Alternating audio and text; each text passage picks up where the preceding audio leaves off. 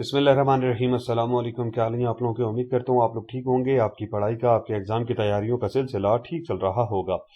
FPSC test preparation के हवाले से जो हमारी सीरीज चल रही है, उसमें आज हम बात करेंगे एजुकेशनल सुपरविजन के हवाले से। इससे पहले हम लोगों ने एजुकेशनल एडमिनिस्ट्रेशन के हवाले से, असेसमेंट के हवाले से, एवेलुएशन के हवाले से और करिकुलम के हवाले से बहुत सारी चीज़ें आपके साथ शेयर की हैं, जो उम्मीद करते हैं आपके लिए फ़ायदेमंद साबित हुई होंगी। ये वीडियो भी आपके लिए एज यूजुअल बहुत फ़ायदेमंद साबित होने वाली है। तो स्टार्ट करते हैं कि आज की वीडियो। सबसे पहले हम डेफिनेशन कर लेते हैं कि एजुकेशनल सुपरविजन है क्या।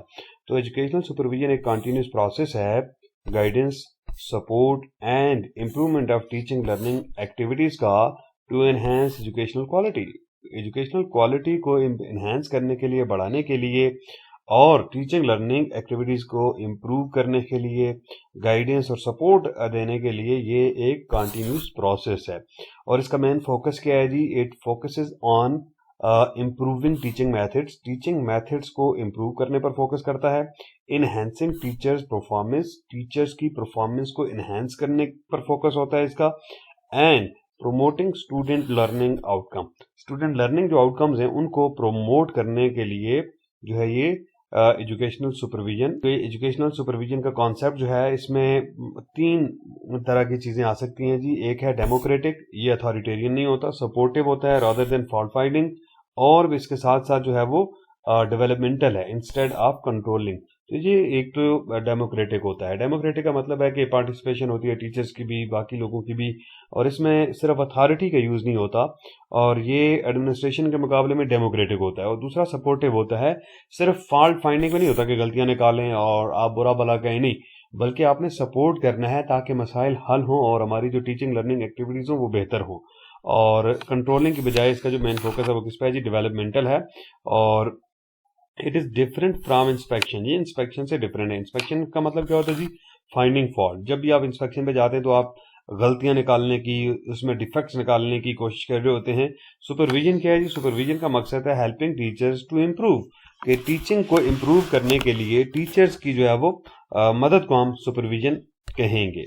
ऑब्जेक्टिव्स ऑफ एजुकेशनल सुपरविजन की अगर हम बात कर लें कि एजुकेशनल सुपरविजन के ऑब्जेक्टिव्स क्या हैं, मकासद क्या हैं, तो एजुकेशनल जो सुपरविजन है उसके मकासद हैं क्वालिटी ऑफ इंस्ट्रक्शन को इम्प्रूव करना, प्रोफेशनल गाइडेंस जो है वो टीचर को प्रोवाइड करना ताकि वो अपनी परफॉर्मेंस को बेहतर कर सकें, और इफेक्टिव टीचिंग मेथड्स को प्रोमोट करना ताकि टीचिंग लर्निंग एक्टिविटीज़ ज़्यादा इफेक्टिव हो, करिकुलम इम्प्लीमेंटेशन को जो है वो इंश्योर करना ताकि तमाम का तमाम जो करिकुलम है वो जो मकासद हैं उसके और जिस तरीके से हम चाहते हैं कि उसको इम्प्लीमेंट किया जाए, इसको इंश्योर किया जा सके। टीचर स्किल और कॉम्पिटेंसी को डेवलप करना, स्टूडेंट अचीवमेंट को इम्प्रूव करना, और टीचिंग के अंदर जो इनोवेशन है उसको इन्हेंस करना, उसको इनकरेज करना।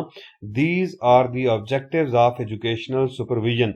आप टीचर्स को सपोर्ट करते हैं, आप उनको नए तरीके, नई टेक्नोलॉजी, ऑडियो विजुअल एड्स और इस तरह की चीज़ें जो है वो इस्तेमाल करने पर मदद फराम करते हैं। आप टीचर्स को सपोर्ट करते हैं कि वो इस तरीके के मेथड यूज़ करें, इस तरह की स्ट्रेटजीज यूज़ करें कि टीचिंग लर्निंग जो एक्टिविटीज़ हों वो ज़्यादा बेहतर हो, और जो ऑब्जेक्टिव्स होते हैं हमारी टीचिंग के वो आसानी के साथ अचीव हो जाएं। तो फंक्शन ऑफ एजुकेशनल सुपरविजन की बात कर लेते हैं जी। तो इंस्ट्रक्शनल डेवलपमेंट है, help teachers to improve teaching techniques, teacher की मदद करना कि वो टीचिंग टेक्निक्स को क्या करें? इम्प्रूव करें। मॉडर्न मेथडोलॉजीज को सजेस्ट करना, प्रोफेशनल डेवलपमेंट, इसमें वर्कशॉप्स ऑर्गेनाइज करना, ट्रेनिंग सेमिनार ऑर्गेनाइज करना ताकि टीचर जो है वो प्रोफेशनली डेवलप हों, उनको जो नई दौरे जदीद की टेक्निक्स हैं, दौरे जदीद की जो थियरीज हैं या जो मॉडर्न वे ऑफ टीचिंग है उससे आगाही मिले। करिकुलम इम्प्लीमेंटेशन, इस बात को इंश्योर करना कि जो सिलेबस है वो प्रॉपरली डिलीवर किया जाता है। एवेल्युएशन है इसका जी function, assess teacher performance and students learning, teachers की परफॉर्मेंस को और स्टूडेंट की लर्निंग को एसेस करना। Maintain cooperation between teachers, administration and students, students, teachers और एडमिनिस्ट्रेशन के दरमियान जो है वो एक कोऑर्डिनेशन जो है वो मेंटेन करना, कोऑपरेशन मेंटेन करना। इसके साथ साथ जो मोटिवेशन है, encourage teachers through feedback and support, teachers को फीडबैक और सपोर्ट के जरिए मोटिवेट करना। फिर प्रिंसिपल्स क्या हैं जी एजुकेशनल सुपरविजन के? तो डिफरेंट प्रिंसिपल्स हैं प्रिंसिपल्स ऑफ एजुकेशनल सुपरविजन की बात करते हैं जी। डेमोक्रेटिक अप्रोच है। डेमोक्रेटिक अप्रोच में क्या होता है जी, डेमोक्रेटिक अप्रोच में टीचर्स पार्टिसिपेट करते हैं। कोऑपरेटिव प्रोसेस होता है जी, और हमारे पास यहाँ पे प्रोसेस जो है वो कोऑपरेटिव है। प्रोसेस कोऑपरेटिव से मुराद क्या है जी, सुपरवाइजर और टीचर जो है एक साथ काम करते हैं, मिलजुल के काम करते हैं। कॉन्टिन्यूस प्रोसेस है जी, कि वन टाइम एक्टिविटी नहीं है, ये कॉन्टिन्यूस चलता रहता है जब तक टीचिंग लर्निंग प्रोसेस आपका चल रहा है, सो ये भी आपका चलता रहेगा। साइंटिफिक अप्रोच है, based on data and observation, creative and flexible है, इंकरेज करेगा इनोवेशन को। और ह्यूमन रिलेशन है कि ट्रस्ट को और रिस्पेक्ट को इंश्योर करना होता है, ये सुपरविजन का के प्रिंसिपल्स हैं। सो ये आपको आइडिया होना चाहिए कि डेमोक्रेटिक अप्रोच है, कोऑपरेटिव प्रोसेस है, कॉन्टिन्यूस प्रोसेस है, साइंटिफिक अप्रोच है, और क्रिएटिव एंड फ्लेक्सिबल होता है। ह्यूमन रिलेशंस जो है जिसमें रिस्पेक्ट और ये चीज़ें मद्देनज़र रखी जाती हैं, ट्रस्ट को मद्देनज़र रखा जाता है। टाइप्स क्या है एजुकेशनल सुपरविजन की, तो टाइप में जो है वो ऑटोक्रेटिक है, जिसको अथॉरिटेरियन सुपरविजन कहते हैं। इसमें सुपरवाइजर जो होता है वो डोमिनेट करता है, टीचर्स की इतना ज़्यादा रोल नहीं होता, और इसमें कंट्रोल और जो इंस्पेक्शन होती है उस पर फोकस किया जाता है। मेरिट क्या है जी, इसमें डिसीजन मेकिंग जो है वो बहुत क्विक होती है, और डीमेरिट ये है कि टीचर मोटिवेशन लो होती है और क्रिएटिविटी ना होने के बराबर होती है, लैक ऑफ क्रिएटिविटी होती है। फिर है डेमोक्रेटिक सुपरविजन। डेमोक्रेटिक सुपरविजन में टीचर जो है वो पार्टिसिपेट करता है डिसीजंस के अंदर, इसमें जो कोलेबोरेशन होती है उसको इनकरेज किया जाता है।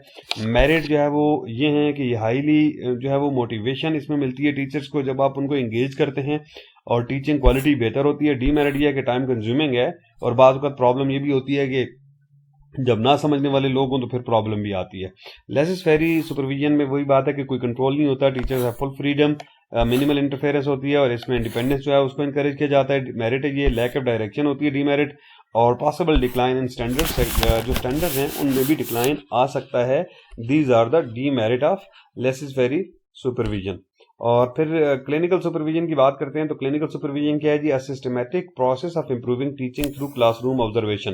क्लासरूम ऑब्जर्वेशन के जरिए टीचिंग को इम्प्रूव करने का जो सिस्टमैटिक प्रोसेस है उसे हम क्लिनिकल सुपरविजन कहते हैं। और इसके स्टेप्स क्या हैं जी, प्री ऑब्जर्वेशन कॉन्फ्रेंस है, क्लासरूम ऑब्जर्वेशन है, डेटा एनालिसिस है, फीडबैक सेशन है, और फॉलो अप है।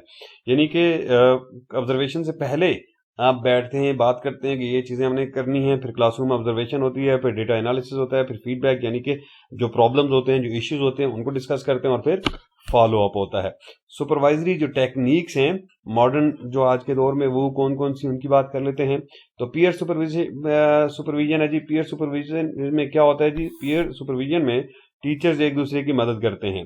और सेल्फ सुपरविजन है कि सेल्फ एवेल्युएशन, बंदा खुद अपने आप का जायजा लेता है। माइक्रो टीचिंग सुपरविजन है, और वर्कशॉप बेस्ड सुपरविजन है। क्वालिटी क्या होती है जी एक अच्छे सुपरवाइजर की, तो जो एक अच्छा सुपरवाइजर होता है तो उसकी कुछ स्पेसिफिक जो होती हैं क्वालिटीज वो ज़रूरी हैं, लाइक कम्युनिकेशन स्किल्स अच्छी हो, और सब्जेक्ट का नॉलेज होना चाहिए, लीडरशिप क्वालिटीज़ हों, इम्पार्शल और फेयर होना चाहिए, फ्रेंडली और कोऑपरेटिव होना चाहिए, प्रॉब्लम सॉल्विंग एबिलिटी होनी चाहिए, ओपन माइंडेड और इनोवेटिव होना बहुत ज़रूरी है। ये अगर खुसूसियात होंगी तो फिर जो बंदा होगा वो अच्छा सुपरवाइजर साबित हो सकता है। रोल क्या होता है जी, रोल सुपरवाइजर का क्या है जी, एज ए लीडर टीचर्स को गाइड करना है, विजन को सेट करना है, एज ए मेंटर प्रोफेशनल जो सपोर्ट होती है वो प्रोवाइड करना है, एज एन एवेल्युएटर परफॉर्मेंस को एसेस करना है, और एज ए कोऑर्डिनेटर जो स्कूल है उसके अंदर हार्मोनी को जो है वो इंश्योर करना होता है। फिर टेक्निक्स जो है एजुकेशनल सुपरविजन की, तो उनके अंदर क्लासरूम ऑब्जर्वेशन है, डिमॉन्स्ट्रेशन लेसन्स है, वर्कशॉप्स एंड सेमिनार्स हैं, टीचर्स मीटिंग है, एवोल्यूशन एंड फीडबैक है, और एक्शन रिसर्च है। फिर उसके बाद डिफरेंस है, बात कर लेते हैं जी सुपरविजन और इंस्पेक्शन के दरमियान जो डिफरेंस है उसकी बात करते हैं। सुपरविजन जो है वो डेमोक्रेटिक है इसकी नेचर, इंस्पेक्शन जो है वो अथॉरिटेरियन है। ये इसका पर्पस जो है सुपरविजन का इंप्रूवमेंट है, और इंस्पेक्शन का पर्पस जो है वो कंट्रोल है। अप्रोच जो है इसकी कोऑपरेटिव है, और इसकी फॉल्ट फाइंडिंग है। फिर ये कॉन्टिन्यूस प्रोसेस है, और ये इंस्पेक्शन जो होती है वो ओकेजनल होती है, कभी कभार होती है, कॉन्टिन्यूसली नहीं होती। प्रॉब्लम जो है वो एजुकेशनल सुपरविजन में पाकिस्तान के कॉन्टेक्स्ट में अगर हम बात करें तो lack of trained supervisor trained नहीं होते, उनको आइडिया नहीं होता किस तरीके से सुपरविजन करनी है। पॉलिटिकल इंटरफेरेंस तो हर एक जगह पे है, ये भी बड़ा प्रॉब्लम है। फिर ट्रेडिशनल इंस्पेक्शन सिस्टम, उसी को हम सुपरविजन समझ रहे होते हैं, हालांकि वो सुपरविजन होती है, सुपरविजन नहीं होती, इंस्पेक्शन होती है। तो शॉर्टेज ऑफ रिसोर्सेज की वजह से हम सुपरवाइजर को भी और टीचर्स को भी ट्रेन नहीं कर पाते। रेजिस्टेंस फ्रॉम टीचर्स, टीचर्स जो है वो चेंज होने में जाहिर है वो रेजिस्ट करते हैं, ये भी एक बड़ा प्रॉब्लम है। फिर ओवर बर्डन एडमिनिस्ट्रेशन पर इतना ज़्यादा बर्डन होता है कि वो सुपरविजन पर और जो टीचिंग लर्निंग एक्टिविटीज़ हैं उनको बेहतर करने पर कोई तवज्जो नहीं दे पाते।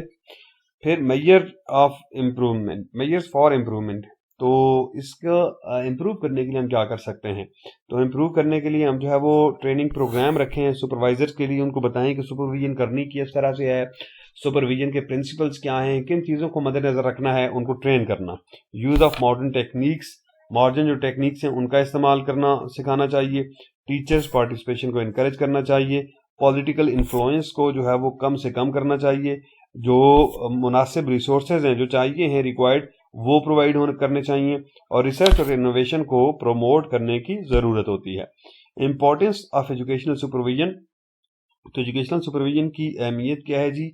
ये टीचिंग क्वालिटी को इम्प्रूव करती है, स्टूडेंट परफॉर्मेंस को इन्हेंस करती है, प्रोफेशनल ग्रोथ को प्रमोट करती है और इफेक्टिव करिकुलम डिलीवरी को जो है वो इंश्योर करती है और पॉजिटिव स्कूल इन्वायरमेंट ये जो है वो बनाती है। So educational supervision is very much important. और एट द एंड हम कंक्लूड कर लेते हैं, जितना कुछ हमने डिस्कस किया उसकी एक समरी की बात कर लेते हैं। तो educational supervision is a vital component of education system का एक बड़ा अहम जो है वो ये हिस्सा है एजुकेशनल सुपरविजन। मॉडर्न सुपरविजन जो है वो किन चीज़ों पर जोर देता है? गाइडेंस ओवर कंट्रोल पे, कोऑपरेशन ओवर अथॉरिटी पे, इंप्रूवमेंट ओवर क्रिटिसिज्म पे। सिर्फ तनकीद बर तनकीद नहीं बल्कि आपने जो है वो इम्प्रूवमेंट लेके आनी है, बेहतरी लेके आनी है, कोऑपरेशन के साथ आपने चलना है, अथॉरिटी सिर्फ नहीं जतानी। और a well supervise school leads to better teachers, एक अच्छा जो सुपरवाइज स्कूल होता है उसके टीचर बेहतर होते हैं, उसके स्टूडेंट्स अच्छे होते हैं और उसका जो एजुकेशन सिस्टम होता है वो भी बेहतर होता है, बेहतरीन होता है। तो ये कुछ चीज़ें हमने आपके साथ डिस्कस की हैं जो उम्मीद करते हैं आपके लिए फ़ायदेमंद साबित होंगी। इससे रिलेटेड जो MCQs होंगे वो भी इंशाल्लाह आपके लिए लेकर आएंगे। हमारी नेक दुआएं, हमारी नेक तमन्नाएं आपके साथ हैं। Wish you all good luck. Thank you very much.